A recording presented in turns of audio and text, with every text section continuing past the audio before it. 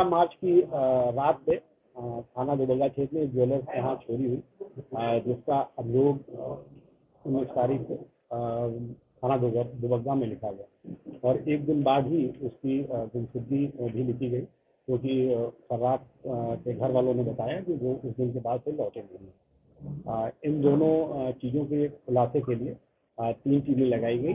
उसमें इंस्पेक्टर दुबग्गा की टीम थी और डीसीपी 10 की क्राइम ब्रांच सर्विलांस टीम लगी और एसीपी काकोरी की टीम लगी और इसका पूरा पर्यवेक्षण जो है वो एडीसीपी धनंजय पश्चिम के एडीसीपी हैं उनके द्वारा किया गया।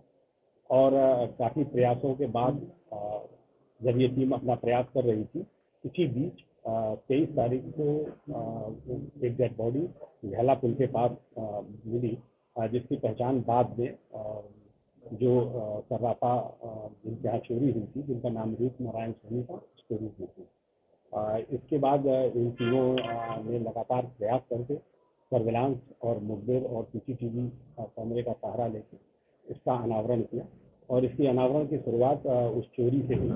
उस चोरी की एक सीसीटीवी फुटेज मिली जिसमें कुछ चोर संदिग्ध जो थे वो चोरी करते हुए दिखाई दे रहे थे। इस चोरी की खास बात ये थी कि इस चोरी में कोई ताला नहीं तोड़ा गया था, बल्कि दुकान की ही जो चाबी थी ताले की उसके द्वारा खोला गया था और चोरी की गई थी।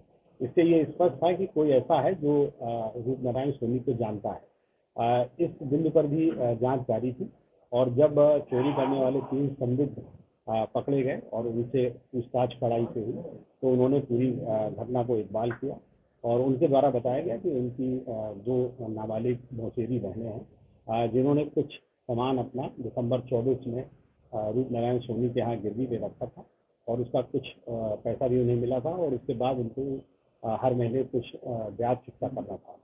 तो फरवरी के महीने का ब्याज चुकता न करने के बाद रूप नारायण सोनी द्वारा जो है इनको परेशान किया जाने लगा, इन लड़कियों को, और घर में आके 2-3 बार उसने काफ़ी हंगामा भी किया और इसी बीच उसका फ़ोन से भी वो लगातार इन लड़कियों को परेशान करता था और उसने जो लड़कियां थी, जो नाबालिग लड़कियां थी, उनसे एक इंडिसेंट प्रपोजल भी रखा।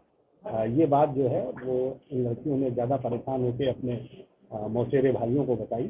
उन मौसेरे भाइयों और इन्होंने मिलकर एक फोन रचा और उसको रूप नारायण सोनी को 18 तारीख को फ़ोन से अपने घर बुलाया, जो भी दुबग्गा क्षेत्र में ही उनका घर था। और उसके बाद वहाँ पर जैसे ही वो पहुँचा, ईंट से जो है मार के हत्या कर दी।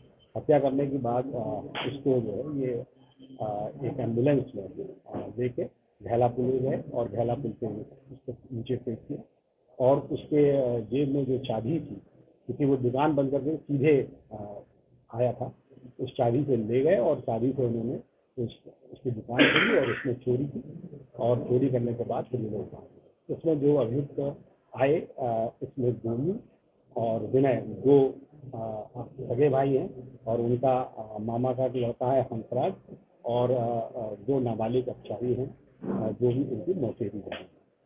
इनको सबको गिरफ्तार करके और बाल अपचारी जो हैं उनको विशेष न्यायालय में जो पेश किया जाता है पेश किया जाएगा और इनको गिरफ्तार करके जेल भेजा जा रहा है 3 लोगों को। और जो बरामदगी हुई है उसमें करीब 5 किलो 207 ग्राम चांदी है और 143 ग्राम सोना है और जो आला कतल जिससे उन्होंने मारा था वो भी बरामद हुआ है। वो एम्बुलेंस से रूप नारायण सोनी की डेड बॉडी को झेला पुल कुछ फेंकने गए थे वो भी बरामद की गई है। मृतक के चप्पल कपड़े जो उतारे गए थे वो भी बरामद हुए। मेन मोटिव क्या था? क्या सिर्फ परेशान करना था कि मॉलेस्टेशन भी था? मैंने बताया कि वो परेशान भी कर रहा था और पैसा अपना मांग रहा था कि हमारा पैसा दो, वापस करो, और महीने का जो ब्याज होता है वो भी दो। उसके अलावा उसने बातचीत में उनसे कुछ इंडिसेंट प्रपोजल भी रखे और जिससे परेशान होकर इन महिलाओं ने, इन बच्चियों ने अपने भाई से ये बात बताई। उसके बाद सर ये एम्बुलेंस किसकी थी और कौन चलाते थे? उसमें जो विनय और गोलू जो भाई हैं, इन्होंने एक पुरानी एम्बुलेंस खरीद रखी थी, इसी को दिन रात चलाते थे और ये जो प्राइवेट अस्पताल हैं उनमें इनका अपना टारगेट था तो मरीजों को ले जाता है।